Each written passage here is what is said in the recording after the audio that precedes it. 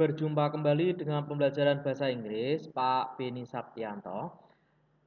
Dalam pembelajaran hari ini saya akan membawakan topik mengenai writing a report. Apa itu yang disebut dengan writing a report? Sebelumnya saya ingin menunjukkan pendahuluan terlebih dahulu mengenai writing a report. Nah, writing a report atau menulis sebuah laporan, membuat sebuah laporan merupakan salah satu langkah dalam penyelesaian suatu pekerjaan. Laporan dibuat dengan memuat informasi detail dan biasanya laporan dibuat dengan penerima laporan merupakan orang-orang tertentu. Nah, laporan itu sering digunakan untuk menyampaikan hasil suatu proyek atau penyelidikan, yaitu mengenai ada banyak jenis laporan yang memiliki fungsi berbeda sesuai konteks. Sebagai contoh, laporan untuk bisnis, ilmu pengetahuan, akademik, hukum, atau kesehatan. Teks laporan selanjutnya dapat dipresentasikan. Nah, untuk dapat membuat sebuah laporan, kita perlu mengetahui langkah-langkah yang tepat agar hasil tulisan kita runtut dan mudah dipahami oleh pembaca atau pendengar. Nah, pada modul berikut atau materi ini kita akan mempelajari mengenai laporan sederhana. Nah, dalam pembelajaran ini kita akan mempunyai dua tujuan, yaitu pertama kita akan belajar bagaimana cara menulis sebuah laporan. Kemudian yang kedua, bagaimana kita menyampaikan sebuah laporan kepada para audiens. Seperti itu. Nah, untuk dapat mempelajari dan memahami materi ini, kalian harus sudah mempunyai pengetahuan dan keterampilan yang berkaitan dengan having a report presentation yang telah dipelajari sebelumnya.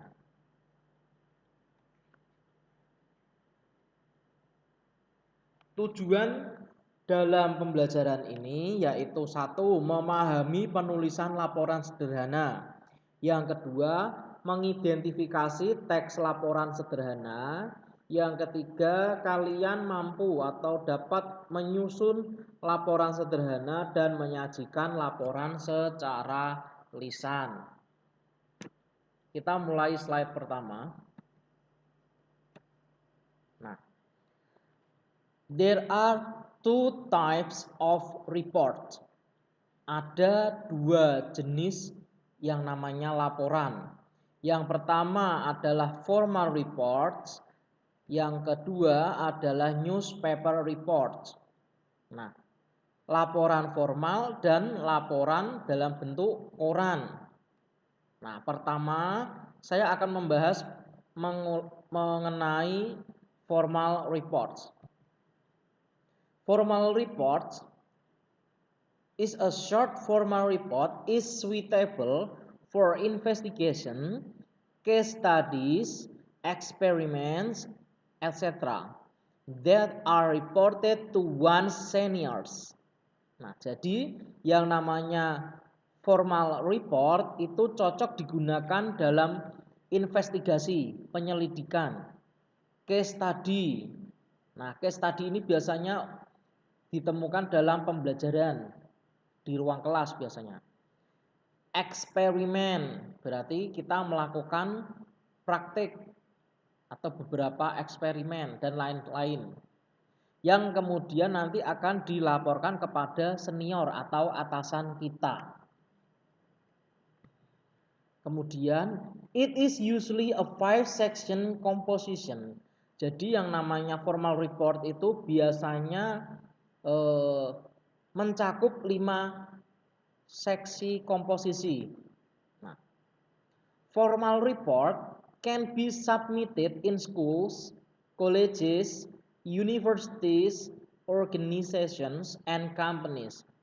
Yang namanya formal report itu biasanya dikumpulkan untuk kegiatan sekolah, kegiatan college, kolega, universitas, organisasi, dan perusahaan-perusahaan. Biasanya yang memerlukan namanya formal report.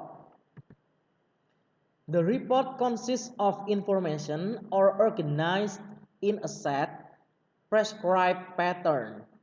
Jadi yang namanya report itu terdiri dari informasi atau serangkaian organisasi yang menentukan pola. Jadi setiap organisasi, setiap perusahaan itu mempunyai topik yang berbeda untuk laporan yang mereka buat. Namun dalam penulisannya masih tetap satu acuan. Kemudian basic features of formal report. Nah, jadi basic features of formal report tadi ada 5. Yang pertama, the report always start with from, to, and did. Jadi yang namanya report itu selalu dimulai dengan kata from, dari, to, kepada atau untuk, and date, yaitu tanggal, wajib. It states the name of the writer, the name of the person the report is being addressed to, and the date of the report. Jadi hal ini tuh mengulas mengenai nama penulis, kemudian nama yang diteliti, kemudian ditujukan kepada siapa, dan yang terpenting adalah tanggal pembuat laporan tersebut. Seperti itu. Kemudian the report must have a title or a subject. Yang namanya laporan itu harus mempunyai sebuah judul atau subjek. Subjeknya apa? Judulnya tentang apa ini penelitiannya. Seperti itu. This indicates what the report is about. Nah, berarti itu tujuannya itu tadi. Kira-kira ini laporannya akan membahas mengenai apa? Misalkan penjualan atau penghitungan menurut penelitian perusahaan atau kampus dan lain-lain sebagainya. The first section of the report is the introduction. Jadi section atau seksi yang pertama dalam sebuah laporan itu kita kenal yang namanya introduction atau pengenalan. It outlines what the writer was asked to do as well as names the person who ordered the report. It also states the date by which the writer must submit the report. Jadi yang namanya introduction itu selain menyatakan latar belakang atau pengenalan, itu biasanya membicarakan atau membahas mengenai tanggal penelitian yang harus penulis kumpulkan sebagai laporan. Seperti itu. Jadi dijelaskan dalam introduction.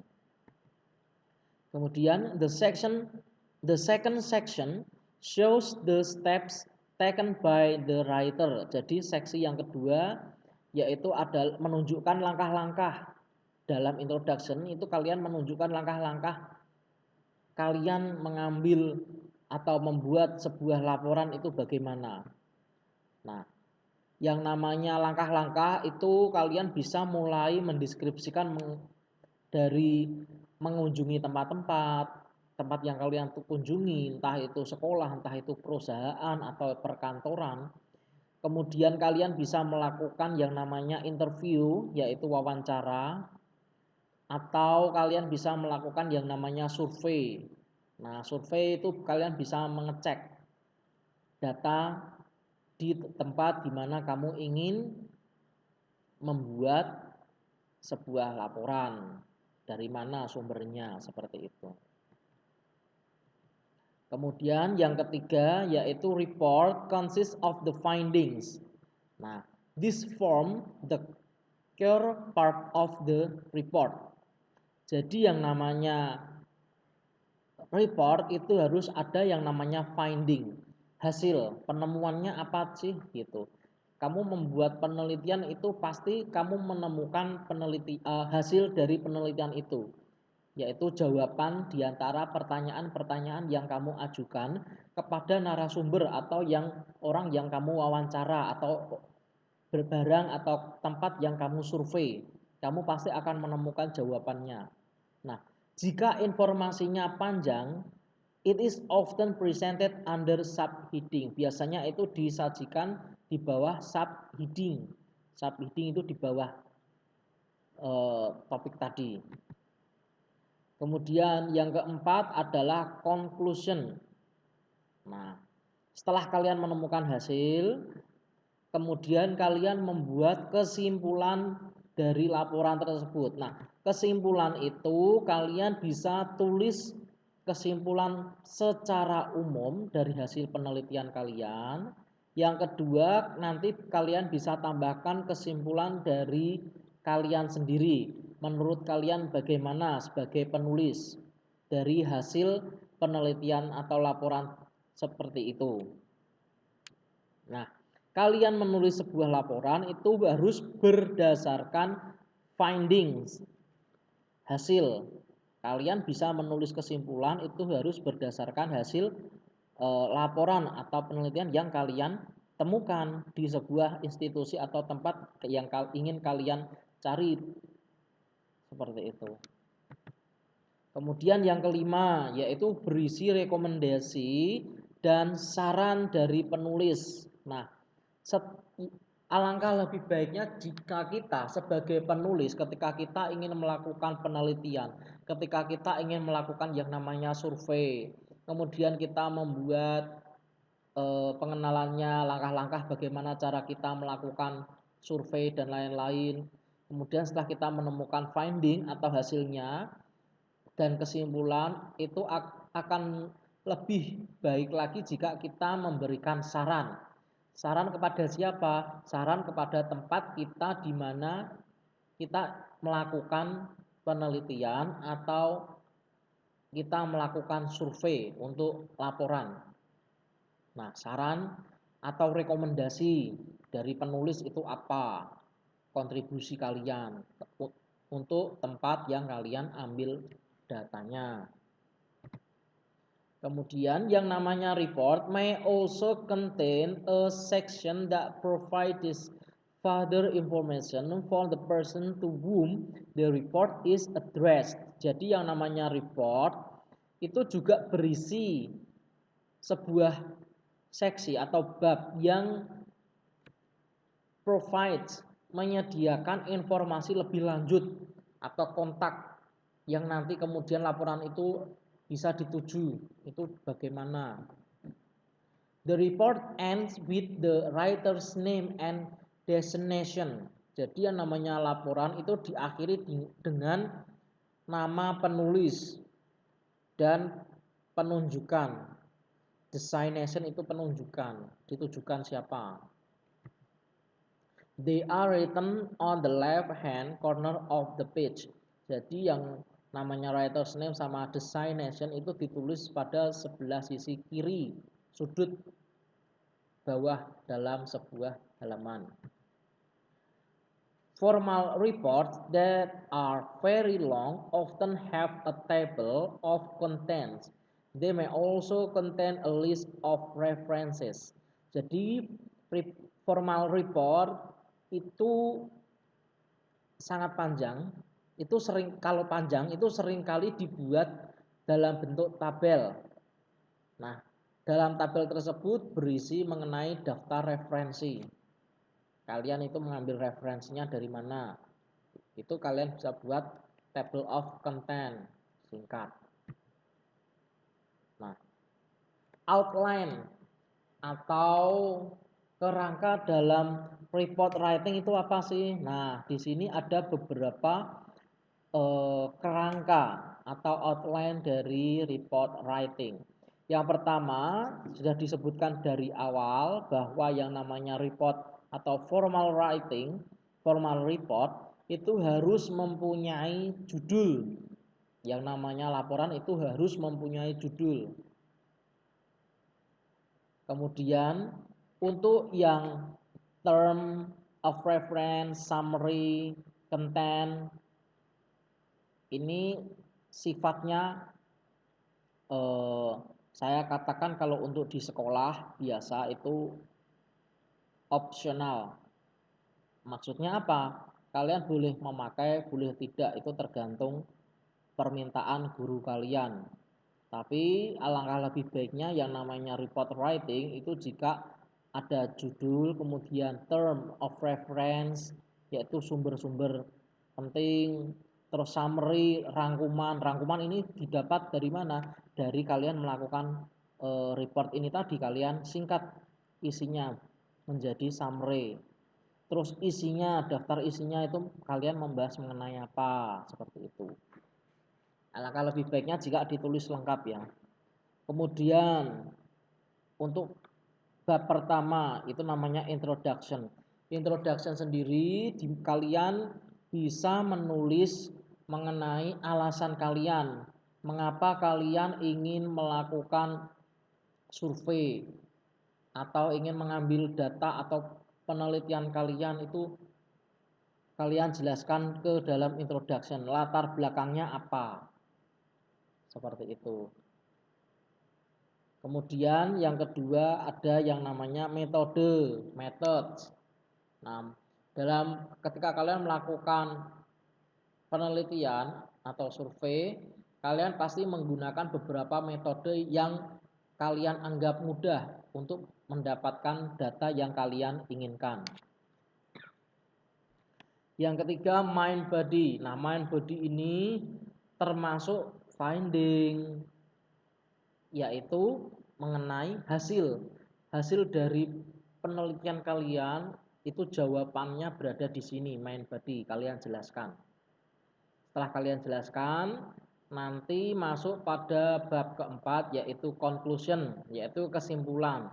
Nah, kesimpulan ini berdasarkan dari hasil yang kalian temukan tersebut, kemudian kalian tambah dengan kesimpulan kalian sendiri. Nah, appendix. Appendix itu adalah lampiran-lampiran. Entah itu lampiran berupa data, berupa dokumentasinya, misalkan foto atau apa, itu bisa kalian lampirkan di appendix ini. Kemudian yang namanya bibliografi itu ketika kalian daftar pustaka, kalian mungkin mengambil kutipan oleh seseorang. Nah, nanti kalian cantumkan dalam bibliografi ini. Kemudian acknowledgement itu ya pengakuan atau tanda terima itu kepada siapa kalian tujukan. Glossary yaitu daftar kata, biasanya berisi istilah-istilah kata-kata penting, biasanya seperti bab kesehatan, bab psikologi, itu biasanya ada banyak sekali istilah-istilah yang jarang kita kenal. Nah, itu kalian tampilkan atau cantumkan ke glossary. Kata kemudian artinya apa. Nah, di sini ada sebuah contoh formal report. Nah, kita amati.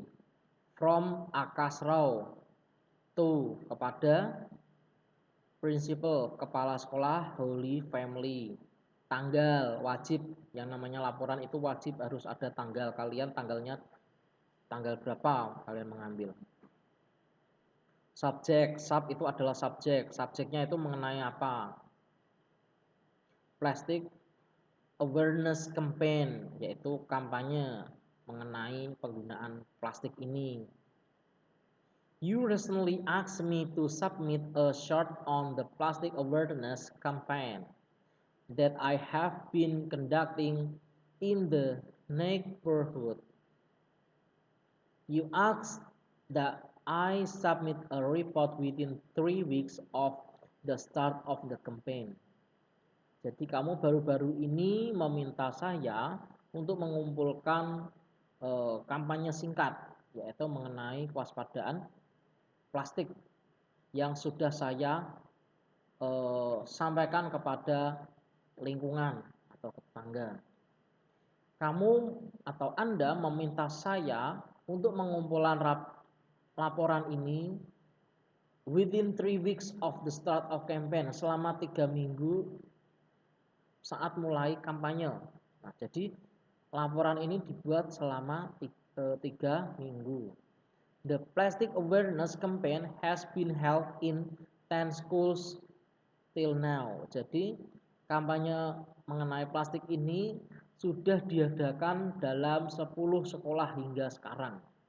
Jadi subjek penelitian atau kampanyenya ini dilakukan ke 10 sekolah untuk saat ini.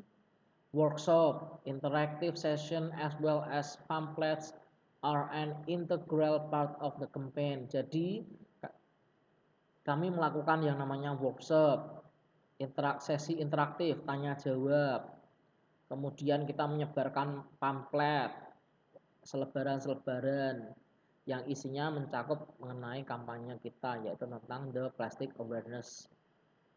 Kemudian paragraf ketiga, students have demonstrated a keen interest in our campaign. Jadi para siswa dari 10 sekolah ini itu kebanyakan mendemonstrasikan ketertarikan mengenai kampanye kami. More than 100 students has come forward to join the campaign and encourage people to use plastic wisely. Jadi lebih dari 100 siswa itu sudah datang dalam kampanye kami, yaitu untuk menanggulangi orang-orang menggunakan atau mengurangi plastik, penggunaan plastik secara bijak. Students enroll in these workshops conducted by Mr. Das and other students of Holy Family School. Jadi siswa-siswa ini bergabung atau mengikuti workshop yang disampaikan oleh Pak Das dan siswa-siswa lain dari sekolah Holy Family. They are asked to explore alternatives, dangers of plastic to both the environment and man. Jadi mereka diminta untuk mengeksplor bahaya plastik untuk manusia dan lingkungan itu apa. Mereka ini siapa? Mereka ini adalah siswa. Negatif penggunaan plastik terus-menerus itu bagi lingkungan dan manusia itu apa dampaknya. Kemudian the response to the plastic awareness campaign has been positive. Jadi jawaban dari hasil kami kampanye yaitu ditanggapi dengan positif. Students show a lot of interest in pursuing this campaign even outside of school ground. Jadi banyak siswa itu tertarik mengenai kampanye kita, yaitu pembahasan kewaspadaan plastik meskipun di outside of school, di halaman atau lapangan sekolah. I would like to recommend that the campaign continue for another 2 months. Nah, saya itu ingin menyampaikan atau saran bahwa kampanye ini harus dilanjutkan terus selama 2 bulan. This will be make it possible to educate several schools in the city. Jadi ini penting untuk membuat atau untuk mendidik orang-orang atau anak-anak yang khususnya siswa yang ada di sekolah yang di kota itu untuk sadar untuk mengurangi penggunaan plastik. It would also be helpful if students are taught how to make simple paper bags using old newspaper, magazines, and book. Jadi di sini saya ingin membantu kepada siswa atau siswa mungkin bisa diajarkan bagaimana cara membuat tas menggunakan kertas atau kertas koran yang kertas enggak terpakai, bisa koran, bisa majalah dan buku-buku sebagai pengganti plastik. We can make the plastic awareness campaign a running success in the city. Nah, jadi kita bisa membuat kampanye mengenai kewaspadaan plastik itu sukses di kota. Another more detailed report will be presented to you in the event that the plastic campaign is extended. Nah, di sini ada tanda tangannya Rao. Statusnya sebagai campaign leader, pemimpin kampanye. Nah, kita lihat analisis dari laporan tersebut. Nah, from dari siapa kepada siapa itu penting. Kemudian tanggalnya. Sub ini adalah subjek. Subjeknya mengenai apa? Nah, ini tentang kewaspadaan penggunaan plastik. Nah, yang saya cetak warna ungu ini, ungu muda ini namanya introduction. Nah, introduction itu berisi mengenai pengenalan. Nah, pengenalan itu apa, siapa, di mana, seperti itu. Apa berarti tentang the plastic awareness campaign. Siapa, saya, dan atasan. You recently asked me. Nah, you ini siapa? Principal Holy Family School. Ask me, jadi kita atau saya yang melakukan report ini. Kemudian yang warna hijau ini itu adalah langkah-langkah yang kalian ambil. Kalian membuat report itu langkah-langkahnya bagaimana? Menurut yang saya cetak atau saya kasih warna hijau ini, itu langkah-langkahnya saya mengadakan sosialisasi ke sekolah, 10 sekolah.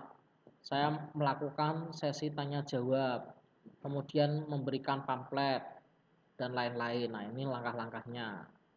Nah, setelah kalian memberikan pengenalan, kemudian menjelaskan langkah-langkah laporan kalian, kemudian ceritakan, yaitu dari hasil langkah-langkah yang kalian tempuh tadi. Finding itu adalah hasilnya kamu ceritakan. Jadi student have demonstrate a keen interest in our campaign dan seterusnya. Hasilnya ini. Kemudian student enroll, para siswa itu mengikuti workshop. Kemudian mereka meminta untuk mengeksplor alternatif bahaya yang lain, penggunaan plastik yang digunakan untuk dampak bagi manusia dan lingkungan itu apa. Kemudian yang warna biru muda ini itu adalah konklusi, kesimpulan, conclusion. The response to the plastic awareness campaign has been positive. Students show a lot of interest. Nah, kesimpulannya ini. Dari hasil finding ini, siswa merasa tertarik akan kampanye bahayanya penggunaan plastik yang secara berlebihan. Kesimpulannya. Nah, setelah kalian membuat kesimpulan dari hasil finding, ingat, kesimpulan itu harus berdasarkan finding. Ya, finding itu penemuan. Kalian menemukan apa dari hasil laporan kalian. Setelah kalian membuat conclusion, kesimpulan, kemudian kalian memberikan yang namanya rekomendasi. Nah, rekomendasi atau saran. Nah, di sini rekomendasinya apa? I would like to recommend bla bla bla, seperti itu. Kemudian name and designation, nama kalian, kemudian posisi kalian sebagai apa, pemimpin kampanye atau pemimpin ketua OSIS atau apapun itulah. Nah, sekarang saya ingin mengulas sedikit mengenai newspaper report. Nah, yang tadi formal report, sekarang newspaper. Namun dalam pembelajaran ini saya tekankan atau saya fokuskan ke formal report. Nah, untuk materi newspaper report ini sebagai informasi atau pemahaman kalian sendiri supaya bisa membedakan mana yang formal, mana yang informal atau newspaper report. Newspaper report is another important form of report. Jadi yang namanya koran atau newspaper report itu another important, lebih penting dari sebuah report. Newspaper report appear in the newspaper in the form of article. Jadi newspaper report itu nampak di koran in the form of article, dalam bentuk artikel. Newspaper report is a factual account of events written in an objective manner.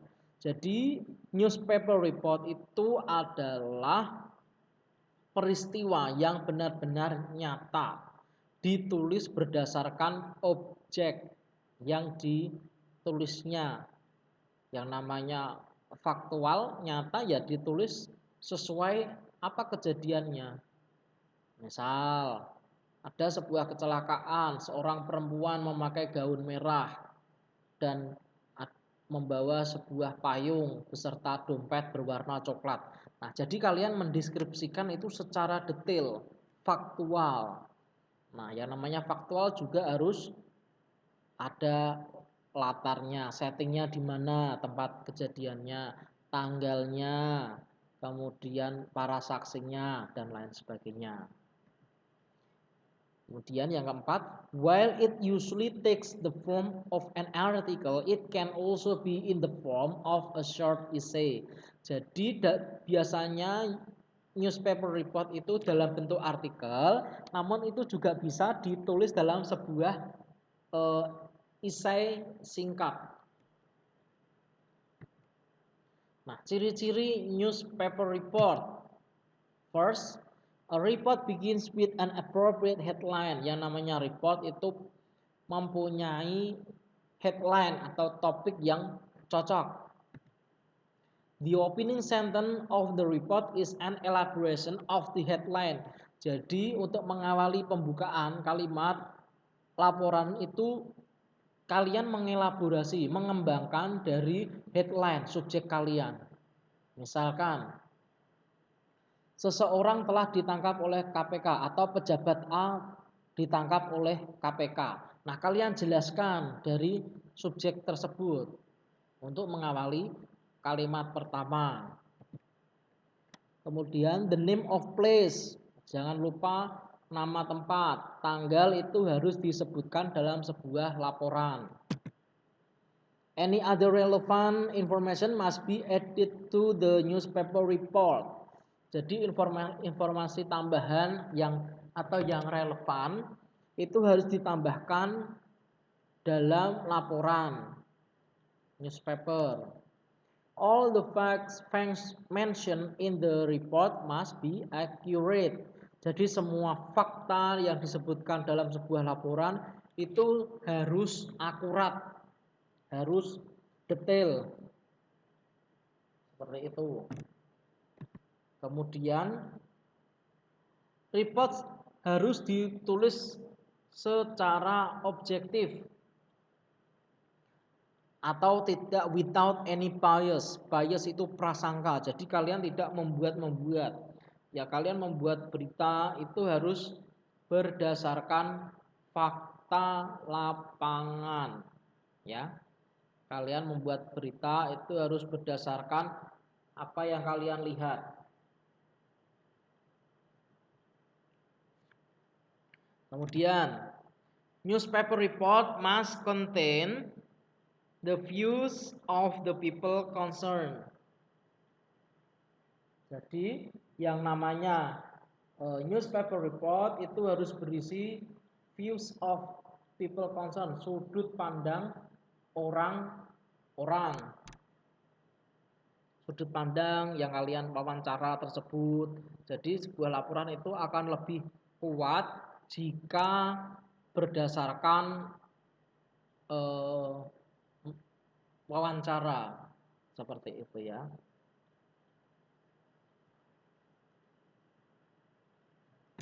Kemudian the report must not be lengthy. Jadi laporan itu yang namanya newspaper report must not be lengthy. Jadi yang namanya newspaper report itu enggak harus panjang. Biasanya newspaper report ada yang ditulis secara singkat seperti itu. Dan bahasa yang digunakan dalam newspaper report itu berbeda atau sangat jauh sekali dengan bahasa yang digunakan dalam formal report. Seperti itu karena tujuannya sendiri sudah berbeda antara formal report dengan newspaper report. Kalau formal report tadi biasanya ditujukan kepada school, company, universities, college, dan lain sebagainya. Namun kalau newspaper report itu biasanya ditujukan untuk khalayak umum. Seperti itu. A proper conclusion is essential for any newspaper report. Jadi kesimpulan dari newspaper report itu berdasarkan newspaper report itu sendiri. Findingnya hampir sama.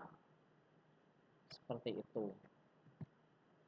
Kemudian kalian bisa lihat sampel of newspaper report.